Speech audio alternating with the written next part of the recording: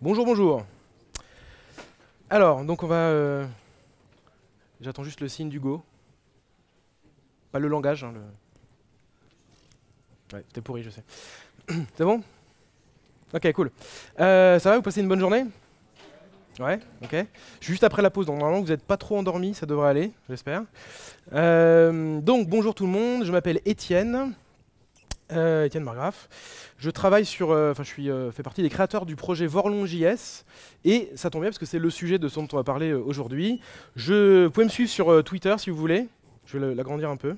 Voilà. N'hésitez pas parce que j'ai une guerre avec quelqu'un qui est assis juste là. Il est très loin de moi, mais bon, c'est pas grave. En plus, je m'éloigne, mieux c'est. Et puis, accessoirement, mais c'est pas important aujourd'hui, je suis développeur web chez Microsoft. Oui. Désolé. Et donc, sur des projets à côté, c'est un projet que je fais qui est open source, Vorlon.js. Je vais vous expliquer en détail ce que ça fait. Et c'est fait pour les développeurs web, justement. Alors déjà, avant de démarrer, qui a déjà entendu parler de Vorlon.js? Ok, donc à peu près 4000 personnes, vous êtes 10 000, j'ai ça pour l'enregistrement, qui se rappelle bien. Donc, peut-être si vous aurez peut-être déjà vu des démos, il y a des nouveaux trucs normalement que vous n'avez pas encore vus. Donc j'espère que ça vous plaira quand même si vous connaissez déjà. Mais merci de connaître, déjà c'est cool. Donc on va démarrer en parlant un petit peu du web, très rapidement. Le web c'est cool pour plein de raisons. Et une des premières, c'est celle qui est en bas à gauche, à droite ici, c'est parce que c'est c'est le langage qui, à mon sens, est le plus cross-platform au monde. Peut-être même de l'univers, on n'a pas encore décidé. Parce que, en fait, quasiment n'importe quel périphérique, sauf les chaussures connectées, parce qu'il n'y a pas d'écran, à part ça, il y a toujours un navigateur web. Donc on peut développer quelque chose qui va tourner sur quasiment tous les devices qui peuvent exécuter du web. Donc ça, c'est très cool. Donc on aime bien faire ce genre de choses. C'est cool parce que c'est adaptatif ou responsive, suivant les gens qui en parlent. On peut utiliser les termes différents, c'est cross-platform, ça marche partout, ça permet de toucher plein d'écrans différents, et du coup c'est standard, généralement. Donc on aime bien faire du web. Quand on veut débugger un site web, je sais pas qui est développeur web, je pense pas mal, non? Qui est en front. Ah, plus que gens qui connaissent Vorlon. Donc du coup, en fait, quand on veut, je vous apprends rien, enfin j'espère, en tout cas, si jamais je vous apprends quelque chose, allez vite regarder. Donc il y a des outils dans tous les navigateurs, Chrome, Firefox, Edge aussi, IE et tout ça, qui s'appellent, on appelle ça F12, mais en fait c'est les outils de debug front, dans lequel il y a plein de choses vachement cool, le DOM Explorer, la console, le debugger, etc., etc. Ça, c'est génial quand on débug sur un desktop, quand on est sur son Mac, quand on est sur son PC, sur son Linux, c'est vachement bien quand on veut débugger son site. Par contre, quand on est sur mobile, c'est un peu plus compliqué. C'est possible, mais c'est plus compliqué. Donc il y a globalement deux familles de possibilités, on va dire ça comme ça. La première, c'est des outils propriétaires qui marchent très bien, mais qui ont l'inconvénient de devoir se brancher en USB avec un device qu'on aurait. Donc je sais pas si par exemple je suis sur un Linux et puis je veux pouvoir débugger un site web qui s'afficherait sur un Safari sur un iPhone, bah, il me faut un Mac, il faut que je le branche en USB pour pouvoir utiliser les outils Safari qui vont se connecter à distance. C'est pareil pour Chrome, je dois me brancher en USB et ce genre de choses. Donc il y a ces outils-là qui marchent bien mais qui demandent à chaque fois de se connecter et qui ont besoin d'avoir une connexion physique, ce qui peut être problématique. Et puis le deuxième sujet, la deuxième chose qui existe depuis un certain temps, qui s'appelle Winery. Je ne sais pas s'il y en a qui connaissent ça. J'ai jamais su comment ça se prononce. Winery, je sais pas trop. Bon, peu importe, ça s'écrit comme ça avec le R majuscule, c'est important. Je me suis déjà fait gronder. Donc c'est un outil qui permet à distance d'aller débugger ce qui se passe sur n'importe quel site web, enfin sur n'importe quel navigateur qui serait dans le même réseau que nous. L'inconvénient de ça, c'est que déjà, c'est pas très joli. Alors je sais, c'est très subjectif, mais c'est un petit peu moche. Vous donnerez votre avis sur Vorlon, j'espère que vous trouvez pas que c'est moche aussi. Mais surtout, ce qui est vraiment important, c'est que c'est difficile à étendre. Donc si vous voulez rajouter un nouveau comportement, c'est pas facile. Et puis, c'est pas cross-platform dans le sens où, peut-être que ça gêne pas ici, je sais où on est. Hein. On est obligé d'utiliser Chrome. Donc si pour le dashboard, pour la partie debug. Donc si j'ai envie de le faire sur un, je sais pas moi, d'utiliser Firefox parce que je préfère Firefox par exemple, je peux pas le faire, je suis obligé d'utiliser Chrome. Et puis c'est un petit peu vieillissant. Donc on est 4 chez Microsoft dans la même équipe que moi à être dev web et on a cherché une solution. Enfin, on s'est dit qu'on allait essayer de faire quelque chose. Ça c'est le truc du développeur. Quand il y a un problème, un des premiers réflexes c'est on va coder un truc. Bon, donc du coup, on s'est lancé là-dedans. Donc, ça s'appelle Vorlon. Pourquoi Vorlon? Avant qu'on pose la question. Je ne sais pas s'il y en a qui connaissent Babylon 5, la série. Voilà. Une personne qui a fait comme ça, qui est très très fière de connaître. Donc c'est quelqu'un dans l'équipe, moi je connais un peu, mais dans l'équipe qui est fan de cette série, et c'est un peuple dans cette série-là qui unifie tous les peuples et tout, donc comme Vorlon ça unifie tout ça. Bon, peu importe, tout ça pour pourquoi le nom. Et donc en fait le principe c'est de pouvoir faire du debug de site web à distance, peu importe le navigateur qu'on utilise. Donc à l'origine, on l'a évidemment pensé pour nous aider sur du mobile, mais ça peut marcher sur n'importe quoi. On n'est pas obligé d'être sur un mobile, ça marche sur, je vais vous montrer, hein, n'importe quel navigateur, à partir du moment où on est connecté en réseau d'une manière ou d'une autre à travers Internet ou un réseau local. On l'a fait, je vous montrerai un petit peu le code, on l'a fait en Node.js avec de l'Express pour la partie dashboard, on a du Socket.io pour la communication entre justement le client et puis le dashboard, et puis on a de l'authentification aussi, je vous expliquerai pourquoi après, avec Passport.js. Alors, donc le principe, vous allez comprendre tout à l'heure, je vous montrerai l'interface pour ceux qui n'ont jamais vu. Le principe, c'est qu'on a un dashboard, on sélectionne un client qu'on veut débugger, qui arrive d'une manière ou d'une autre, je vous expliquerai après comment. Et on a accès à un dashboard avec des plugins qui sont en fait des zones, c'est des onglets, avec des zones et des informations qui sont affichées dedans. Pourquoi c'est important que c'est des plugins? C'est parce qu'on a pensé le truc directement extensible. Dès la base. Donc si vous avez envie de créer un plugin, c'est déjà le cas, je vais vous en montrer que certains. Si vous voulez créer un plugin, vous allez sur le repo GitHub, vous regardez, il y a une doc, je vous montrerai après. Vous pouvez créer votre plugin et l'ajouter, on l'inclura dans les prochaines releases de Vorlon. Donc nous, dans l'équipe, ce qu'on avait fait au départ, c'est la console, le DOM Explorer et Modernizer. Tous les autres, il y en a d'autres en plus, que j'ai pas encore mis ici, il y a des mises à jour. Tous les autres, le AngularJS, Network, Resource et tout ça, ça a été fait par des gens de la communauté, principalement des Français. Cool. Certains aux US aussi. Et donc du coup, c'est une des choses, c'est quelque chose qui nous tenait vraiment à cœur. Première chose, c'était ça. Puis la deuxième, c'était la simplicité d'utilisation. Alors, ce qu'on va faire, c'est que vous avez tous un téléphone, j'imagine. Je ne sais pas si vous avez du réseau, ça marche, il y a de la 4G, on est proche de la fenêtre, donc sinon vous pouvez vous rapprocher si vous voulez. Vous connectez sur cette URL-là, promis, il ne va rien se passer de mal. Donc c'est une page qu'on utilise nous en interne, enfin qui est dispo sur le repo et qui permet justement de tester toutes les features. Alors c'est la partie où ça peut ne pas marcher si l'internet marche pas bien, tout ça. Bon. Alors, donc là je vais dans Edge, mais ça marche dans n'importe quel autre. Je vous en montrerai d'autres après, promis. Donc moi je vais, alors je vous remets l'adresse peut-être, ouais. C'est DevFest Nantes, bit.ly/DevFest Nantes. Ça va? Est-ce que ça s'affiche déjà? Ouais, il y a une page qui s'affiche, normalement ça devrait marcher, ok. Et moi je vais aller sur une autre URL, donc ne la tapez pas s'il vous plaît, sinon vous allez me péter tout. Même si on a mis l'authentification exactement exprès pour ça, pour les démos. Parce que après sinon les gens ils tapent l'URL et puis ça me pète mon dashboard et du coup j'ai plus accès à rien, il n'y a rien qui marche. Je me suis déjà ridiculisé une fois donc ça suffisait. Donc je me connecte et là, si tout va bien, voilà, donc en fait à gauche ici c'est... Alors peut-être zoomer un peu, je sais pas comment je vais faire ça. Je peux zoomer, mais alors, il va falloir que je rafraîchisse. Non, on va laisser comme ça, c'est pas mal. Comme ça, je vous montrerai après, je zoomerai un peu après. Donc là, à gauche, vous avez tous les devices. Donc vous voyez, Android, ça représente bien le... Il y a des Windows Phone quand même. Ça doit être mon pote qui est là, et puis Raphaël qui est là, voilà. Il y a quelqu'un qui s'est connecté avec une machine Windows. Donc on arrive à voir déjà les différents devices qui se sont connectés. Donc voilà, on voit qu'il y en a bien 4000, comme les personnes dans la salle. Et je vais prendre au hasard, volontairement, quelqu'un de neutre. Donc pas un Windows Phone, je suis désolé, peut-être on pourra faire à toi après Raphaël. Et en fait le truc qu'il y a c'est que là, donc, on a plein qui sont connectés. Ce qu'on peut imaginer normalement c'est on a je sais pas 5-6 devices, on teste le site web, putain ça marche pas là. J'aimerais bien le débugger ce truc là. Sauf que c'est quel numéro? Vous voyez qu'il est depuis le numéro, donc je vais cliquer là-dessus, si vous regardez sur la page, normalement ça devrait afficher un numéro. Ça affiche un numéro? Ok. C'est quand même des années d'engineering pour ça, je sais pas si vous vous rendez compte du truc un peu. Donc là du coup je vais prendre un Android. Je prends le numéro, pas 13, apparemment ça porte pas. Je prends 16. Qui est 16? Personne. Ah si. Est-ce que ça vous dérange pas de... Non oui, c'est normal, il s'affiche un peu puis il disparaît. Donc là, je clique là-dessus. Donc ça va me permettre de débugger le téléphone. Alors je ne connais pas cette personne. Promis, je pourrais en prendre d'autres si vous voulez. Donc là, normalement, si ma souris veut bien marcher sur le truc brillant, qui est très joli, mais qui apparemment pose un conflit. Donc quand je passe ma souris, normalement, ça devrait mettre en surbrillance les boutons. Ah, merci. Et donc, je vous montrerai après où j'afficherai sur mon écran, parce que là, vous voyez rien, c'est un petit peu moisi, mais c'est pour vous montrer que je peux prendre n'importe qui et ça marche quand même. Et donc, ce qu'on peut faire, donc on a accès au DOM Explorer ici, j'ai accès à plein de plugins différents que je vous détaillerai tout à l'heure, mais par exemple, sur le DOM Explorer, si je clique sur un élément, j'ai accès à son code CSS ici. Donc, comme ce qu'on a dans F12, la même chose, je peux le modifier en live. Donc là, normalement, Attention, il faut bien regarder l'écran, ça devrait... Je mets une marge de 400, donc normalement ça devrait se voir... C'est bon? C'est blanc, enfin c'est une marge, oui, non, forcément. Je cherchais un jeu de mots avec Marge Simpson, toujours pas trouvé. Si quelqu'un peut m'aider pour les prochaines démonstrations, ça m'arrangerait. Donc ensuite, on peut aller modifier, comme dans F12, je peux modifier, ça devrait modifier le titre console login en console, tout en haut, quelque part, vers le haut. Non? Bah, on va faire comme si ça avait marché.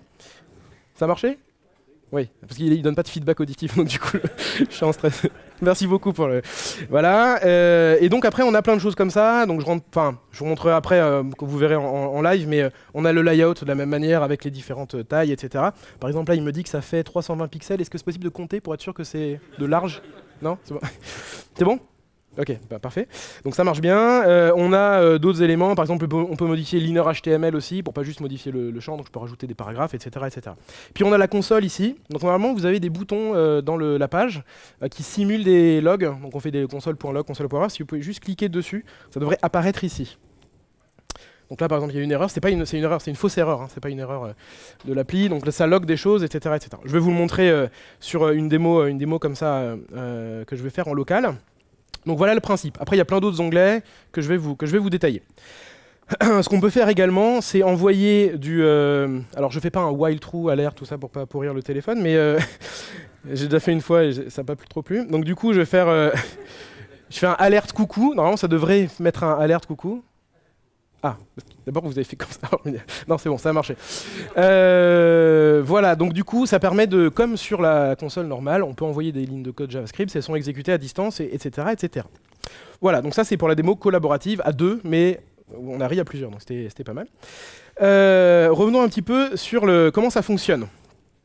Comment l'utiliser. How to use Vorlon.js. Donc c'est assez simple à utiliser, malgré ce qu'on peut imaginer que ça nous a pris pas mal de temps à réaliser, mais on a voulu le faire, c'est les deux lignes directrices. Il faut que ça soit extensible et super simple à utiliser. Donc pour l'installer, il y a 3 solutions. La première, c'est, on a un package npm, vous faites un npm install gvorlon, enfin comme c'est marqué là. Ensuite, vous exécutez vorlon, ça vous lance le serveur. La deuxième, c'est, vous pouvez cloner ou forker le repo GitHub. Et là, vous l'installez, vous faites un npm install pareil et tout va fonctionner correctement.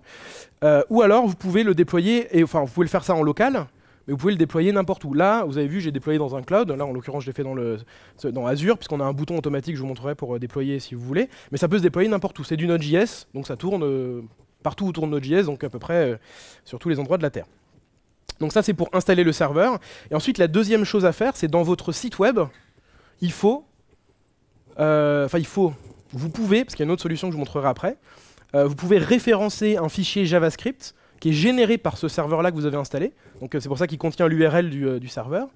Et en fait, ce fichier-là, il contient la partie cliente qui va collecter, permettre d'interagir avec, etc., etc.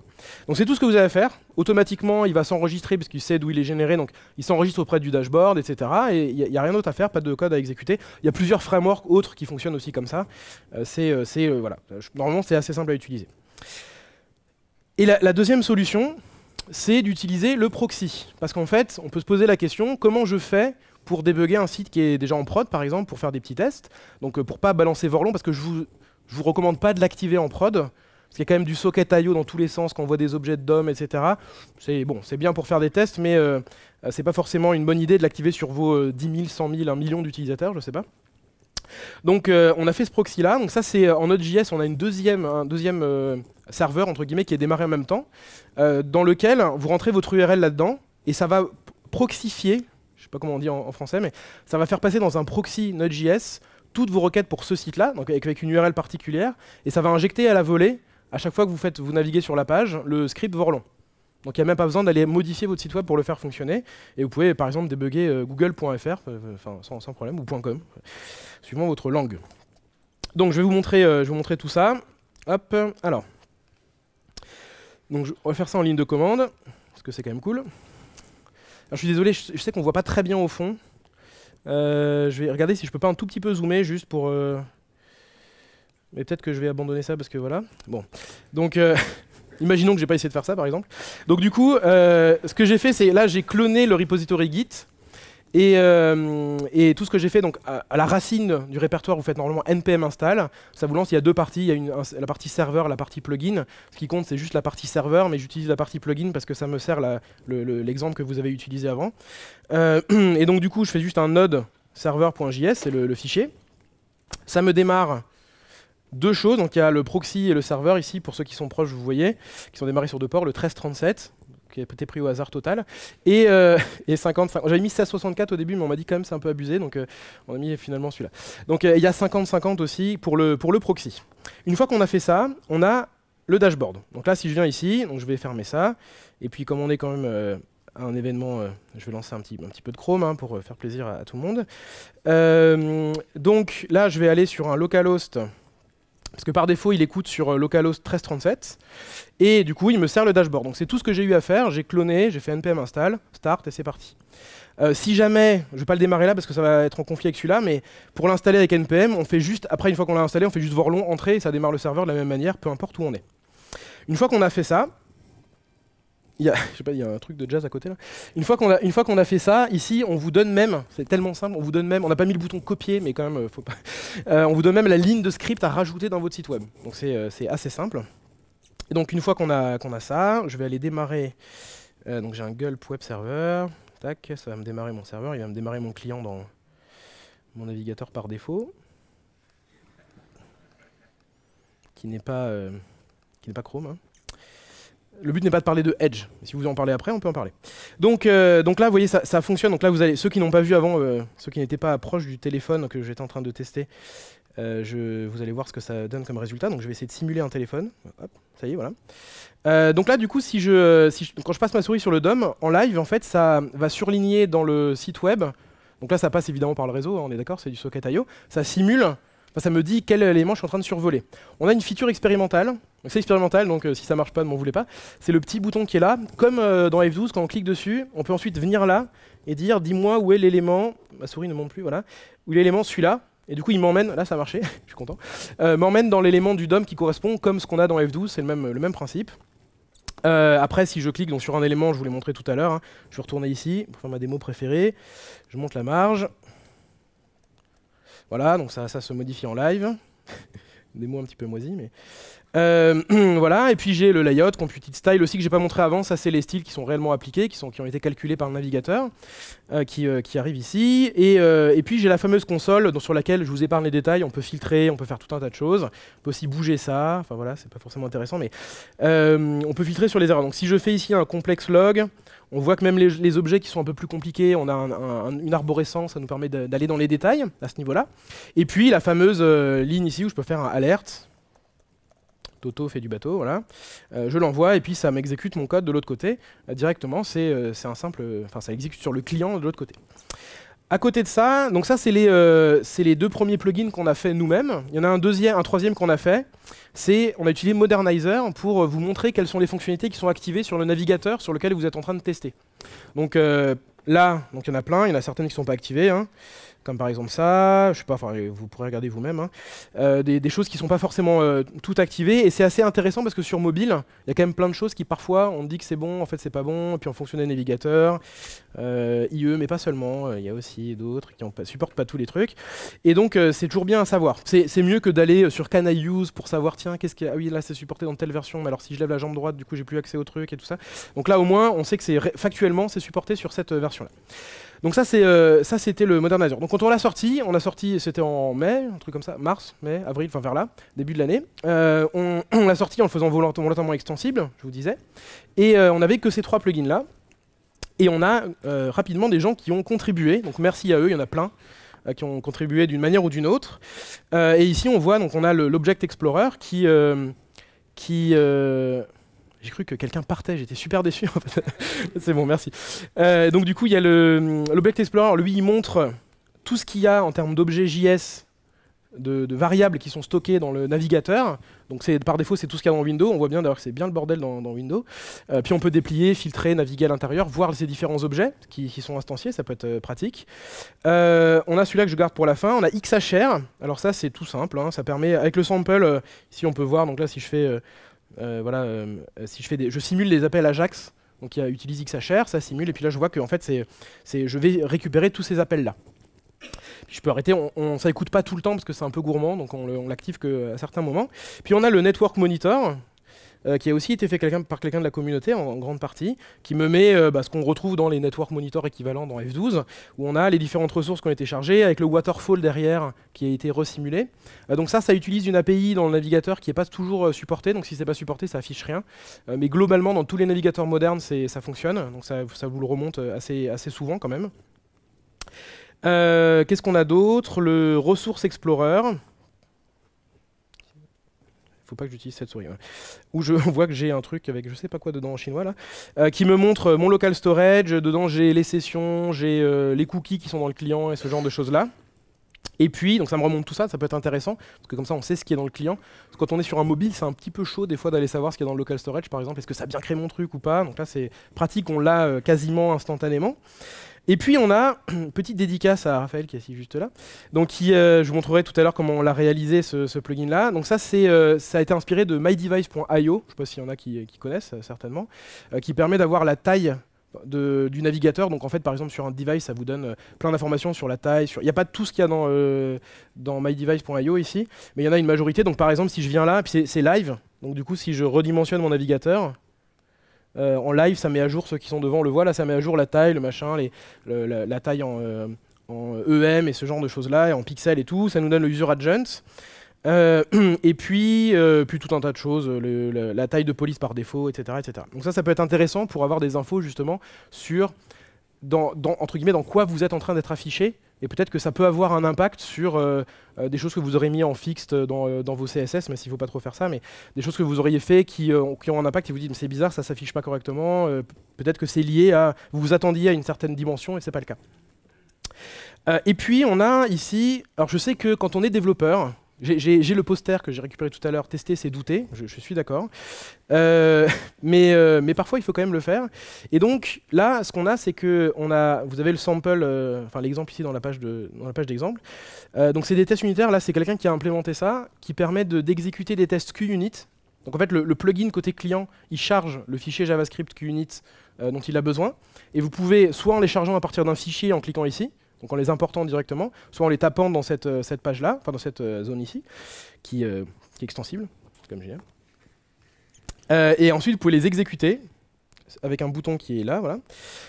Et c'est pas super parlant, enfin ça dit pas beaucoup de choses, mais ça vous dit globalement si dans tous les tests que vous avez run à ce moment-là, combien ont réussi, combien ont passé, combien ont eu un échec, etc. Donc ça vous permet d'exécuter sans forcément aller, juste en rajoutant cette ligne avec Vorlon, etc., d'exécuter vos tests unitaires sur le client qui est en train d'être exécuté maintenant. Donc ça va me dire, bah tiens, je vais les exécuter partout, et ça peut les run sur justement un mobile, sans avoir besoin de faire tout un micmac pour que ça puisse tourner correctement.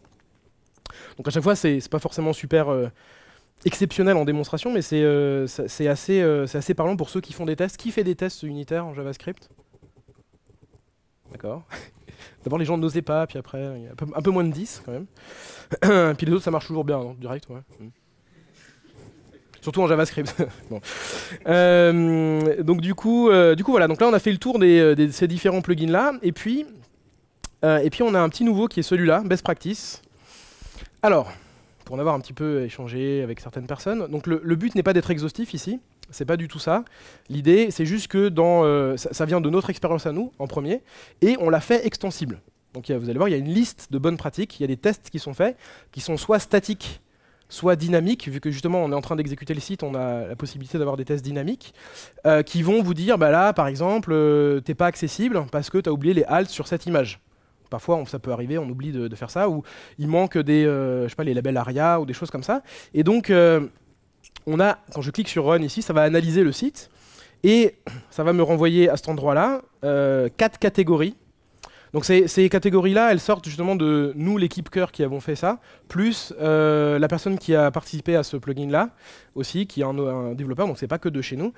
Et encore une fois, j'insiste sur le fait que c'est pas extensible, et déjà eu le retour de dire oui, parfois c'est un peu trop strict et ça remonte des choses alors que ça devrait pas. C'est normal, dès qu'on fait un outil comme ça, si on était capable de dire exactement qu'est-ce qu'il fallait faire de manière automatisée dans un site web pour qu'il soit correct, ça ferait longtemps qu'ils seraient tous parfaits.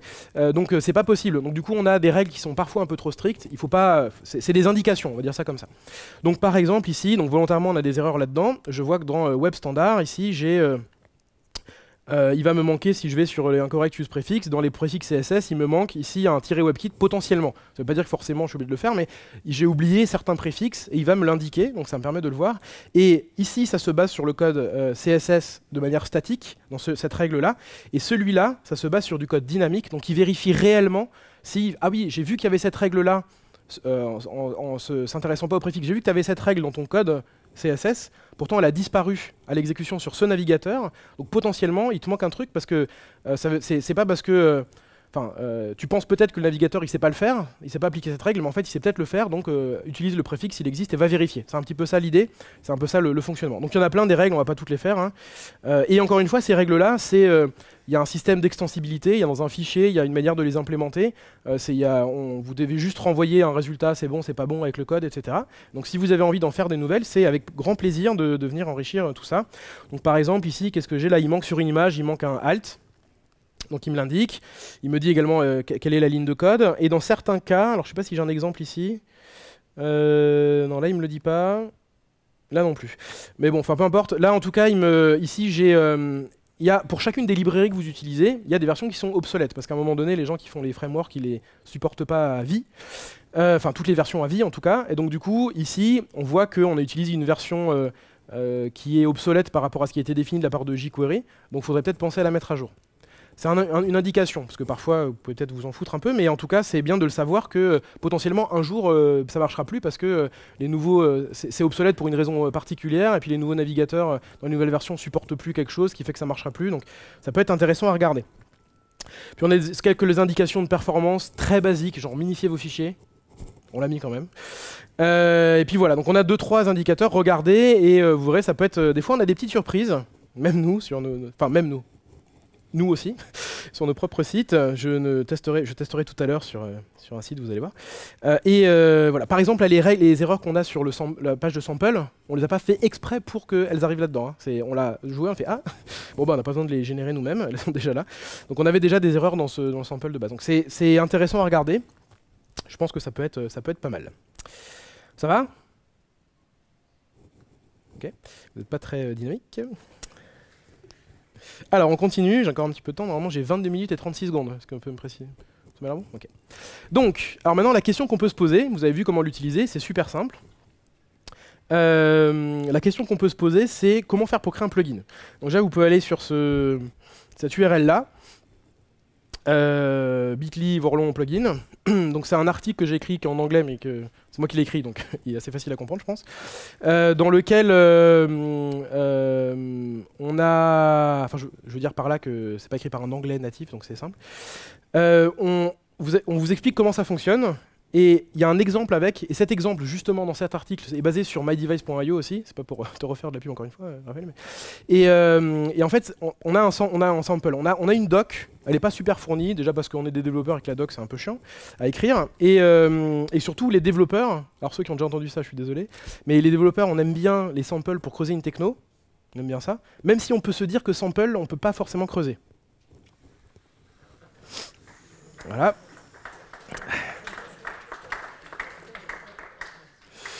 Je l'ai travaillé, hein, parce qu'il y a un contexte et tout. À un moment donné, il ne va plus marcher, parce qu'à force de la faire dans toutes les confs... Bon. Donc du coup, quand on fait du dev web normal, vous le savez, je vous apprends rien, vous avez dans la même page, généralement dans la même page, soit externalisé dans des fichiers et tout, mais au même endroit, tourne votre code HTML qui est affiché, avec du CSS qui est appliqué, et puis votre JavaScript qui va faire des trucs sur votre page web. Bon, normal. Quand on veut transformer ça en plugin, donc imaginons par exemple qu'on veut le faire, donc le mydevice.io, je vais vous montrer. C'est très simple. Mydevice.io. Voilà. Donc il vous donne des infos. Donc ça c'est En gros, c'est exactement ce que je vous ai montré. Il y a du code HTML, du code JavaScript, et puis il récupère les données, il récolte les informations de la taille de l'écran, etc., etc. Enfin, de la taille la taille du viewport et tout ça, et puis il les affiche dans le même site web. Donc là, on n'a pas besoin d'envoyer des données à un autre endroit. Quand on fait un plugin dans Vorlon, on sépare les deux. C'est une petite partie architecte, je ne sais pas si on a, ça leur plaira peut-être. En fait, il y a une partie qui est dans le client, donc ce qui est à droite là, c'est le plugin, le code du plugin côté client. C'est celui qu'on récupère quand on référence le fichier JavaScript. Et puis, il y a un affichage qui se fait côté serveur. Dans le dashboard, vous avez vu qu'il y a plein d'infos qui remontent et qui s'affichent. Donc en gros, c'est exactement la même chose, sauf qu'on va séparer la partie récolte des données et la partie affichage. Ça, si on veut le faire soi-même, ça peut être un peu compliqué. Enfin, c'est faisable, hein, mais nous, on passe par Socket.io, etc. Dans la manière de créer des plugins, on a tout simplifié pour qu'il y ait juste un helper, genre envoie-moi cet objet. Et côté dashboard, quand je récupère un objet, j'en fais ce que je veux et j'affiche des trucs dans le dashboard. C'est très, très simple à utiliser. Je vais vous montrer un petit exemple. Alors ça c'est... alors j'ai zoomé au max, enfin je peux pas encore zoomer, mais du coup il y aura peut-être qu'un caractère qui s'affichera à l'écran, donc je vais peut-être pas exagérer. Donc désolé pour ceux qui sont au fond. Je vais essayer quand même. En plus, ouais, ça va, non? Ouais, oui, ok.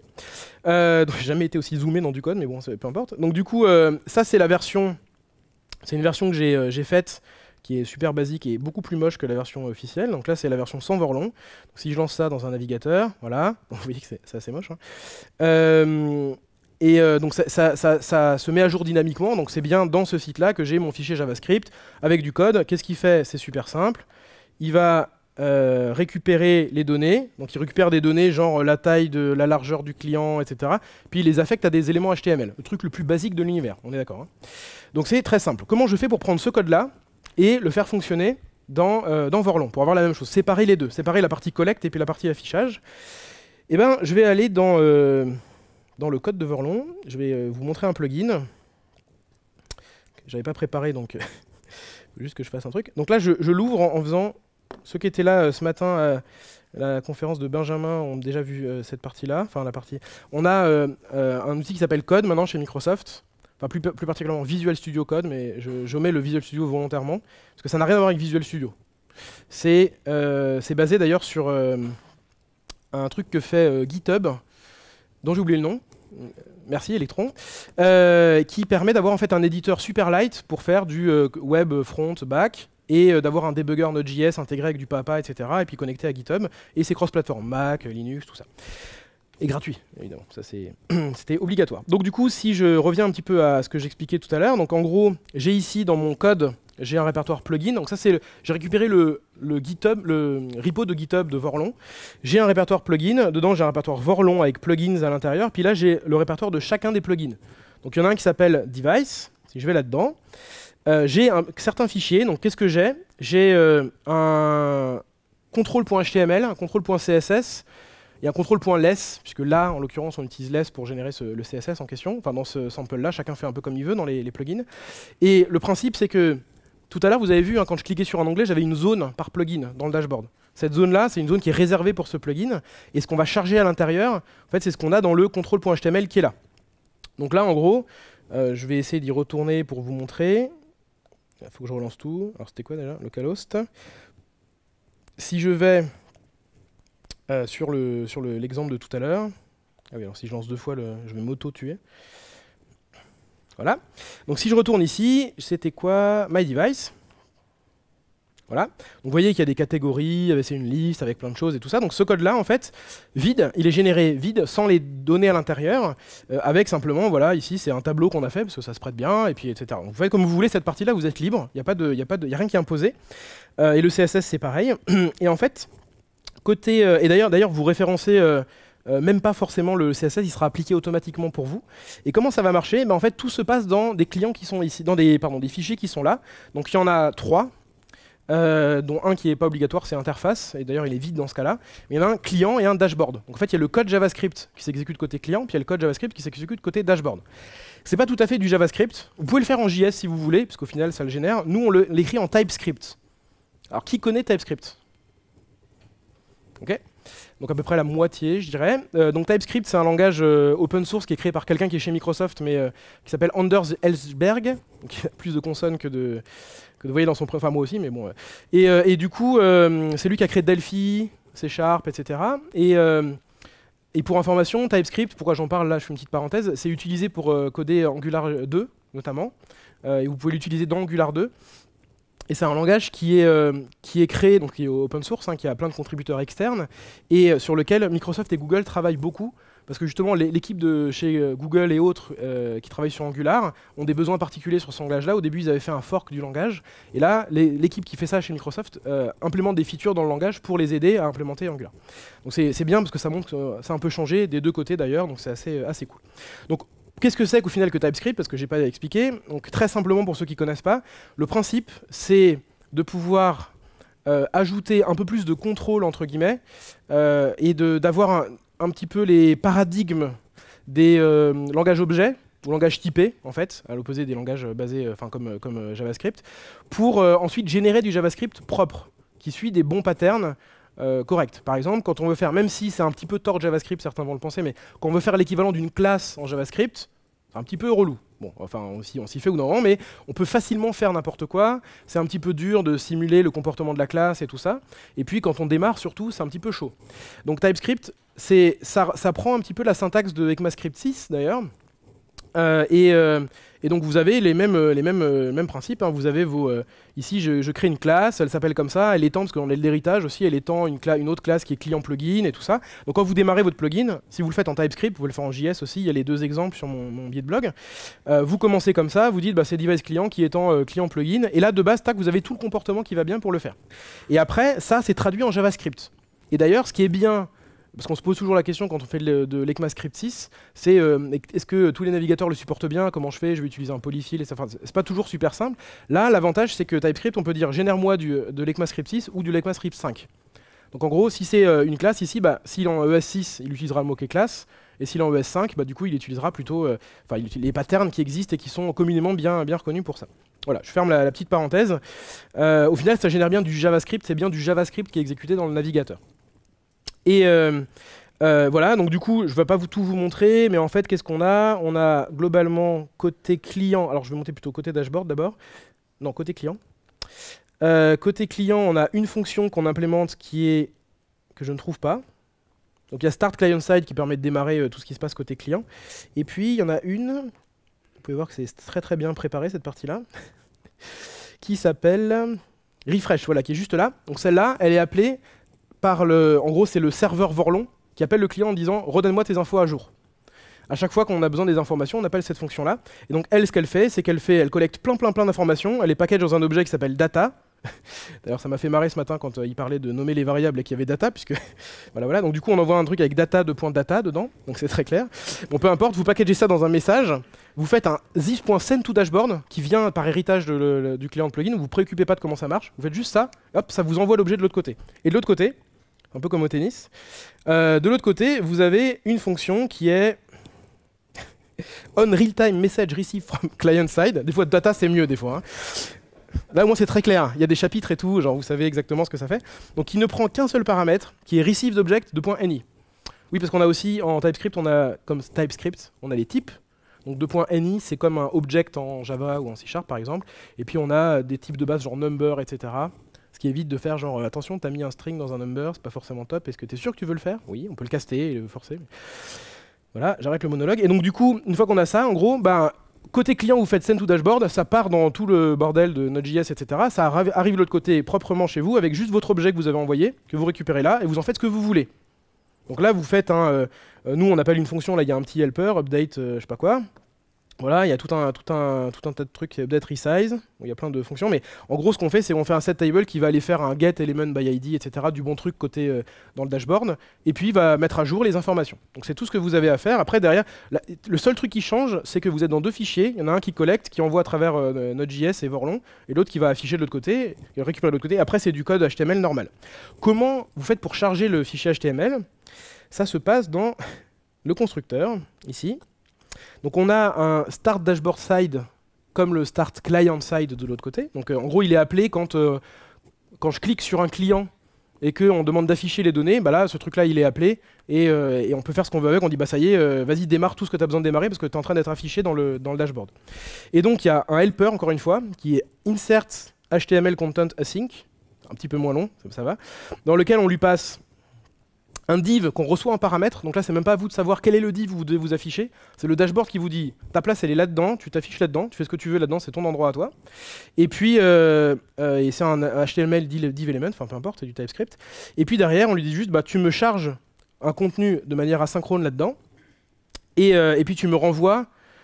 Une fois que tu as fait ça, une fois que tu as chargé le truc dynamiquement, une fois que c'est chargé dans le dashboard, tu exécutes ce code-là. Donc là, il n'y a qu'une seule ligne qui va aller charger des données, récupérer des informations, etc. Et donc c'est tout ce qui est nécessaire pour charger les fichiers que vous avez déclarés ici. Donc là, en gros, vous faites, ça s'appelle le constructeur au-dessus, enfin peu importe, c'est ce qui est appelé à la création avant même le start dashboard side. Et on lui dit juste, ben, dès qu'on te demande de charger du contenu HTML, tu me charges dans la zone en question le contrôle.html, le CSS, et on peut mettre n'importe lesquels, on peut mettre des fichiers JavaScript, enfin ce qu'on a envie, ça va les charger directement côté dashboard ou côté client. Voilà, donc c'est assez simple, normalement, enfin on a fait le plus simple possible. D'ailleurs, si vous avez des idées pour simplifier encore ça, pourquoi pas, ça peut être toujours intéressant. Donc ça, c'était pour créer un petit plugin. Une fois que vous avez fait ça, après il y a 2-3 trucs, je ne vais pas rentrer dans les détails, mais en gros, côté plugin, on a du gulp qui va prendre ces fichiers TypeScript automatiquement et les transformer en JavaScript. Mais vous n'avez rien à faire parce que c'est un étoile.ts, je crois. Et puis, ça les copie côté serveur puisque tout se passe dans le serveur. Et là, c'est là où il y a toute la mécanique avec le dashboard, avec en express, avec du JAD, etc. etc. Voilà. Et puis après, ça fonctionne très bien de cette manière-là. J'ai pas montré, il y a un plugin, j'ai pas montré parce que j'ai pas d'exemple là, mais on a un qui est pour AngularJS qui vous récupère, pour l'instant c'est que de la lecture, mais ça vous affiche les scopes qui sont chargés dans votre page, dans votre site Angular, avec les valeurs qui sont stockées à l'intérieur. Donc du coup, ça vous permet de naviguer dedans, ça peut être pratique à débugger. C'est plus simple à utiliser qu'un Object Explorer où tout est en vrac, là au moins c'est bien rangé. La personne qui l'a fait, je le connais, il a pas trop le temps de... Si jamais quelqu'un veut faire la version où on peut modifier les valeurs des variables pour tester en live, vous êtes bienvenus. Et donc il y a ce plugin là qui n'est pas chargé automatiquement, et pour le charger justement, c'est ça que je voulais, avant-dernier truc que je voulais vous montrer, dans le serveur ici, le répertoire, vous avez un fichier JSON avec la liste des plugins, enfin plein de configs, et la liste des plugins, et en fait ils sont tous listés, vous avez juste à faire enable true false, et ça les affiche ou pas dans le dashboard. Et puis au passage, j'en profite, on a du SSL ici, si vous voulez activer SSL pour être en HTTPS. Il y a 2-3 petits trucs de tuning, et ici il y a l'authentification, donc vous pouvez mettre true à cet endroit-là et un username password. En fait on l'a mis en place justement parce qu'on avait ces problèmes en conférence et tout ça, mais ça peut être bien si vous le déployez sur un site public, pour y accéder vous, par exemple, et pour pouvoir y accéder un peu partout, vous pouvez mettre juste un login mot de passe, ça utilise passeport, donc c'est l'authentification super basique, hein, c'est pas méga sécurisé, mais ça évite n'importe qui de venir et de s'y connecter. Et donc, une chose que je vous ai pas montré non plus, c'est le proxy.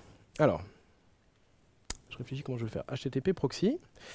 Donc là, on arrive sur cette magnifique page, dans lequel on va aller rajouter son URL, alors je vais le faire sur Google.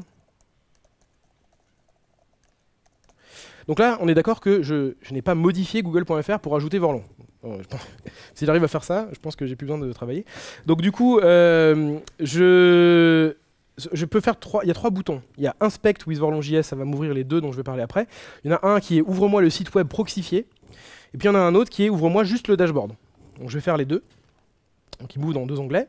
Et donc vous voyez ici que c'est bien Google, mais par contre, il passe par mon proxy. Le proxy que je vous ai montré tout à l'heure, je ne sais plus, qui était démarré sur le port 5050. Donc en fait, toutes ces requêtes-là, ça marche évidemment que sur mon PC. Hein, tous les gens qui vont sur Google à côté, ils continuent de passer par Google normal. Mais en gros, ça rajoute juste l'URL en disant, bah voilà, ta target du proxy, c'est google.fr avec des caractères qui vont bien. Et puis la session, parce que dans les dashboards, on a une notion de session, c'est Google FR. Comme ça, si jamais tu es en train de débugger autre chose, ça ne posera pas de problème. Et donc si je le sors ici, si je sors cet onglet, je suis bien en train de débugger Google, parce qu'en fait, à chaque appel, et du coup, on injecte Vorlon.js. Donc, je ne vais pas vous refaire tous les plugins, mais alors, si j'avais préparé, j'aurais pu remplacer ça par Vorlon.js, mais j'ai pas forcément eu le temps. Donc là, voilà, on a la même chose. Je peux aller là-dessus. Alors, je sais pas si là, il y a si je veux trouver du CSS quelque part. Je vais essayer ça, mais j'ai pas une garantie totale que ça va marcher. Voilà, donc un exemple de démo qui ne marche pas. Mais voilà, en tout cas, on a le même principe. On peut modifier le CSS, on a accès à tout. On peut même faire best practice si on veut. Et le runner, voilà. Avec avec il y a quelques erreurs aussi. Donc peut-être qu'on est un peu trop violent, je sais pas, faudrait qu'on regarde. Browser detection, tout ça, SS préfixe et tout. Mais bon, je leur fais suffisamment confiance pour que ça marche partout. Et après, c'est pour ça que ce que je vous disais tout à l'heure, c'est que dans certains cas, il y a des faux positifs. Mais il vaut mieux avoir un faux positif que de ne pas détecter un problème potentiel. Donc ça marche aussi quand on est sur un site qui est déjà en prod, le vôtre ou un autre. Par exemple, si vous avez votre site préféré qui affiche je sais pas quoi, les résultats des courses de poney, du poney club de votre village, et qu'il y a un problème d'affichage, et que vous avez envie de le remonter au développeur, vous dire regarde, j'ai trouvé exactement le problème, c'est ça, et j'ai vu, c'est un problème sur mon téléphone, ça affiche pas pour telle raison, et vous pouvez utiliser Vorlon pour ça. Je sais pas si... si jamais quelqu'un l'utilise pour ça, je veux bien un témoignage, ça pourrait être assez marrant. Voilà, donc ça c'est pour toutes les features qu'on a. Donc pour contribuer, très simple, vous allez sur GitHub, il reste 5 minutes, Vorlon.js, tout en bas, alors soit vous le clonez, vous le récupérez chez vous. Si vous voulez participer, on a une branche, la master, c'est celle qui est officielle, avec les trucs, tout ce qui va bien. Il y a une branche dev, dans laquelle vous pouvez faire du dev, vous faites un fork, vous faites des pull requests, on les valide quasiment tous les jours. Et on a, si vous pouvez le déployer où vous voulez, sur Amazon, le cloud Google, n'importe quoi. Si jamais vous êtes sur Azure, si vous avez un pass Azure, parce qu'en plus ça nécessite qu'une version gratos, vous cliquez sur ce bouton qui est là, c'est parce qu'on bosse entre Microsoft et GitHub pour activer des choses comme ça. Quand on clique là-dessus, ça nous active un truc en 3-4 étapes. Alors, je pense que j'aurais pas dû le faire parce qu'il faut que je me connecte à... J'ai une version spéciale. Bon, peu importe. Vous avez 3 étapes en next. Ça vous crée votre website, votre machin, etc. Ça déploie Vorlon dedans et ça marche direct et vous avez votre instance qui est déployée, accessible ailleurs. Mais si vous voulez pas faire... Voilà, c'est bon, ça s'est activé. Donc on met le nom, le machin, le truc, on fait next. C'est comme ça que j'ai déployé ce que vous avez utilisé avant. Et ça se déploie directement dans Azure. Mais encore une fois, hein, j'insiste, vous pouvez le déployer où vous avez envie. On est en train d'arriver à la fin. Oui, donc j'ai raté ce slide-là, c'est pas grave. Donc, les next steps, parce que là, on a sorti la version 0.1.0. Parce que ouais, quand on fait un outil, on se dit, putain, ça pourra jamais être fini. Donc je vais mettre, au début, on avait 0.0.16. Donc on a eu 1, 2, 3. Donc on s'est dit, bon, on va prendre un petit peu, voilà, on va faire la 0.1. C'est pas super intéressant ce que je viens de dire, mais c'est vous sachez nos problèmes internes. Et du coup, ça vient de sortir sur NPM. Là, on a un problème quand vous faites un NPM install sur Mac. Donc si vous avez un Mac, vous essayez, ça risque de pas marcher. Je bosse dessus ce week-end. Normalement, ça devrait marcher lundi. Et je sais pas pourquoi d'ailleurs. C'est bizarre, mais bon, peu importe. Et dans les next steps qu'on a prévu pour la suite, c'est parce que là, on débug le code client. Mais au final, du JavaScript, ça tourne aussi côté serveur avec du Node.js.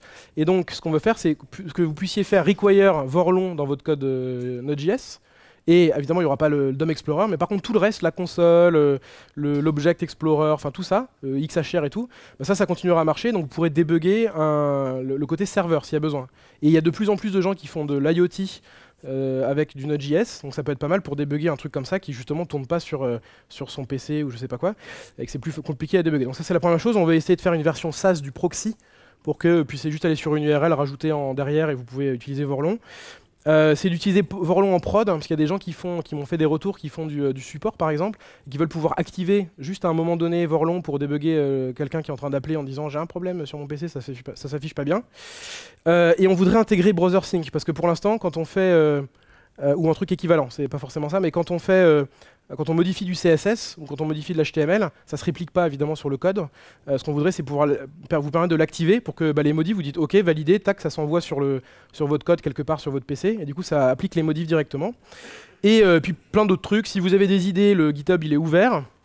Donc n'hésitez pas à venir si vous voulez participer. Ou même, si vous n'avez pas le temps, vous faites une issue et vous dites j'aimerais bien qu'il y ait ça. Ou c'est naze pour telle raison, ou c'est bien pour telle raison. Et voilà, tout simplement. Et donc... Il me reste 2 minutes, donc si vous avez des questions, je pense que ça se fera après. Je vais peut-être en prendre une ou deux, je sais pas.